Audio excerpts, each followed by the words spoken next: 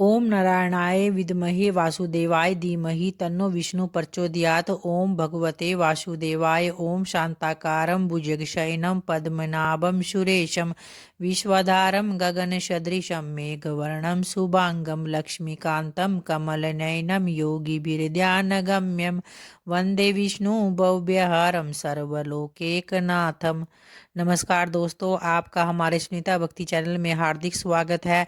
भगवान श्री हरि व माता लक्ष्मी की कृपा सदैव आप और आपके समस्त परिवार पर बनी रहे। दोस्तों, आज है 15 दिसंबर 2025 और दिन है सोमवार का। तो आज है पौष मास के कृष्ण पक्ष की सफला एकादशी। तो आप सभी भक्तजनों को सफला एकादशी की हार्दिक शुभकामनाएं। तो आइए भक्तों, आज सफला एकादशी व्रत की कथा का श्रवण करते हैं। दोस्तों, सफला एकादशी का व्रत बहुत ही महत्वपूर्ण माना गया है, जो भगवान श्री हरि को समर्पित है। यह व्रत पापों का नाश करता है और इसके साथ ही व्यक्ति की जो भी मनोकामनाएं होती है वो भी पूर्ण करता है। मन को शुद्ध कर एकाग्रता को बढ़ाता है और मोक्ष की प्राप्ति में भी यह बहुत ही सहायक माना गया है, जिससे जीवन में सुख शांति और समृद्धि आती है और सभी तीर्थ यात्राओं के बराबर भी इस व्रत का पुण्य मिलता है। यह व्रत विशेषकर भगवान श्री हरि को समर्पित है, जो सभी व्रतों में श्रेष्ठ माना गया है। तो आइए आज सफला एकादशी व्रत की कथा का श्रवण करते हैं। एक बार जब महाराज युधिष्ठिर ने पूछा, हे जनार्दन, पौष मास के कृष्ण पक्ष की एकादशी का क्या नाम है और उस दिन कौन से देवता का पूजन किया जाता है और उसकी क्या विधि है, कृपा करके मुझे यह सब बतलाइए। तो इस पर भगवान श्री कृष्ण बोले, हे राजन, दान देने वाले की अपेक्षा मैं व्रत करने वाले से अधिक प्रसन्न होता हूँ। अब आप इस एकादशी व्रत का महात्म्य सुनो। पौष माह के कृष्ण पक्ष की एकादशी का नाम सफला एकादशी है। इस एकादशी के देवता नारायण हैं और इसका पूर्वोक्त विधि अनुसार व्रत करना चाहिए और नारायण जी की पूजा करें। जो मनुष्य एकादशी व्रत तथा मेरा व्रत पूजन करते हैं वे धन्य हैं। सफला नाम की एकादशी में मुझे ऋतु के अनुकूल फल अर्पण करे, अर्थात नारियल, नींबू, अनार, सुपारी आदि और धूप दीप पुष्प आदि से मेरी 16 प्रकार से पूजा करे। इस दिन दीपदान तथा रात्रि को जागरण अवश्य करे। इस एकादशी व्रत के समान यज्ञ, तीर्थ तथा दूसरा कोई भी व्रत नहीं है। मनुष्य को 5000 वर्ष तपस्या करने से जो पुण्य मिलता है, वह पुण्य भक्ति पूर्वक रात्रि जागरण सहित सफला एकादशी के व्रत में करने से प्राप्त होता है। अब आप सफला एकादशी की व्रत कथा को सुनिए। एक बार की बात है, चंपावती नगरी में एक महिष्मती राजा राज्य करता था। उसके 5 पुत्र थे। इन पुत्रों में जो सबसे बड़ा था वह सदैव पाप कर्म में लगा रहता था। पर स्त्रीगमन में वह अपने पिता का धन नष्ट किया कर देता था। वह देवता, ब्राह्मण, वैष्णव आदि की भी निंदा करता था। जब पिता को अपने बड़े पुत्र के बारे में यह सब समाचार ज्ञात हुआ, तब उन्होंने उसका नाम लुम्बक रख दिया और उसको अपने राज्य से निकाल दिया। जब लुम्बक सब के द्वारा त्याग दिया गया, तब वह विचारने लगा कि अब मैं क्या करूं, कहाँ जाऊं। अंत में वह दिन में वन में रहने लगा और रात को अपने पिता की नगरी में चोरी करता और अन्य कुकर्म करने लगा। जिस वन में वह रहता था वह भगवान को अत्यंत ही प्रिय था। उस वन में एक बहुत पुराना पीपल का पेड़ था और देवताओं का वह क्रीड़ा स्थल था। इसी वृक्ष के नीचे लुम्बक रहने लगा। कुछ दिनों के पश्चात पौष माह के कृष्ण पक्ष की 10वीं के दिन वह वस्त्रहीन होने के कारण शीत से मूर्छित हो गया।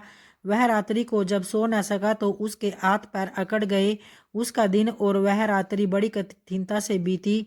सूर्य नारायण के उदय होने पर उसकी मूर्छा न गई और सफला एकादशी के मध्याह्न तक वह दुराचारी ऐसे ही मूर्छित पड़ा रहा। जब सूर्य की गर्मी से उसे होश आया तो वह अपने स्थान से उठकर वन में भोजन की खोज में निकल पड़ा और उस दिन वह जीवों को मारने में असमर्थ था, तो इसलिए जमीन पर गिरे हुए फलों को लेकर ही पीपल के नीचे पड़ा रहा। जब सूर्य भगवान अस्ताचल को प्रस्थान कर गए, तब वह पीपल की जड़ के पास फलों को रख कर कहने लगा कि हे भगवान, इन फलों से आप तृप्त हो। ऐसा कहकर वह रोने लगा और रात्रि को उसे नींद न आई। इस महापापी के व्रत तथा रात्रि जागरण से भगवान को अति प्रसन्नता हुई और उसके समस्त पाप नष्ट कर दिए। फिर वह प्रातः एक दिव्य घोड़ा अनेक सुंदर वस्तुओं से सजा हुआ उसके सामने खड़ा हो गया और फिर आकाशवाणी हुई कि हे राजपुत्र, भगवान नारायण के प्रभाव से तेरे समस्त पाप नष्ट हो गए हैं। अब तू अपने पिता के पास जाकर पुनः राज्य प्राप्त कर। तो लुम्बक ने जब ऐसी आकाशवाणी सुनी तो वह अत्यंत प्रसन्न हुआ और बोला, हे भगवान, आपकी जय हो। और वह सुंदर वस्त्रों को धारण कर अपने पिता के पास गया और उसने अपने पिता को संपूर्ण कथा कह सुनाई। इसके पश्चात पिता ने उसे अपना सारा राज्यभार सौंप दिया। अब लुम्बक शास्त्रानुसार राज्य करने लगा और उसकी पत्नी पुत्र आदि भी परम भक्त बन गए। जब वृद्धावस्था आई तो उसके पिता ने अपने पुत्र को गद्दी देकर भगवान के भजन कीर्तन में वन को चले गए और अंत में विष्णु लोक को गए। तो इस तरह से भक्तों, जो भी मनुष्य सफल एकादशी का व्रत करते हैं वे अंत में मुक्ति पाते हैं। और सफल एकादशी के महात्म्य का पाठ व श्रवण करने से अश्वमेध यज्ञ का फल भी व्यक्ति को अवश्य ही प्राप्त होता है। तो इस तरह से सफल एकादशी का व्रत हमें अवश्य करना चाहिए। आइए भक्तों, अब वासुदेव प्रभु की आरती का श्रवण करते हैं। ओम जय जगदीश हरे, स्वामी जय जगदीश हरे। भक्त जनों के संकट क्षण में दूर करे। ओम जय जगदीश हरे। जो ध्यावे फल पावे, दुख विन से मन का। सुख संपत्ति घर आवे, कष्ट मिटे तन का। ओम जय जगदीश हरे। मात पिता तुम मेरे, शरण गहूँ मैं किसकी। तुम बिन और न दूजा, आश करूं जिसकी। ओम जय जगदीश हरे। तुम पूर्ण परमात्मा, तुम अंतर्यामी। पार ब्रह्म परमेश्वर, तुम सबके स्वामी। ओम जय जगदीश हरे। तुम करुणा के सागर, तुम पालन करता। मैं मूर्ख खल कामी, कृपा करो भरता। ओम जय जगदीश हरे। तुम हो एक अगोचर, सबके प्राणपति। किस विधि मिलूं दया मैं, तुमको मैं कुमति। हरिओम जय जगदीश हरे। दीन बंधु दुख हरता, ठाकुर तुम मेरे। अपने हाथ उठाओ, शरण पड़ा तेरे। ओम जय जगदीश हरे। विषय विकार मिटाओ, पाप हरो देवा।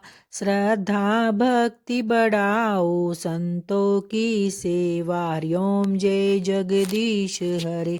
ओम जय जगदीश हरे। स्वामी जय जगदीश हरे। भक्त जनों के संकट क्षण में दूर करे। हरिओम जय जगदीश हरे। जय श्री हरि। दोस्तों, उम्मीद करती हूँ आपको वीडियो की कथा ज़रूर पसंद आई होगी। अगर आई है तो वीडियो को लाइक ज़रूर करें, ताकि इस तरह की वीडियो मैं आगे भी आप लोगों के लिए समय से लेकर आती रहूँ। धन्यवाद दोस्तों।